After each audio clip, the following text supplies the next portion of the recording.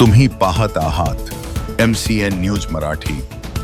जळगाव जामोद वकील संघाची नवीन कार्यकारिणी गठीत करण्यासाठी 23 जून रोजी ज्येष्ठ विधिज्ञ MM माहेश्वरी यांच्या अध्यक्षतेखाली वकील संघ जळगाव जामोद कार्यालयामध्ये सर्व विधिज्ञांची सभा संपन्न झाली। सदर सभेमध्ये पुढील 1 वर्षाकरिता सर्वानुमते अध्यक्षपदी ॲडव्होकेट मोहम्मद इरफान मोहम्मद तफज्जुल जमादार यांची, तर कार्याध्यक्ष म्हणून ॲडव्होकेट DG खेरडेकर यांची, तर उपाध्यक्षपदी ॲडव्होकेट RG इंगळे यांची निवड करण्यात आली। तर वकील संघाच्या सचिवपदी ॲडव्होकेट आनंद जोशी यांची सर्वानुमते नियुक्ती करण्यात आली आहे। सदर सभेला प्रमुख पाहुणे म्हणून ज्येष्ठ विधिज्ञ VT मारोडे व SY खिरोडकर यांची प्रमुख उपस्थिती होती।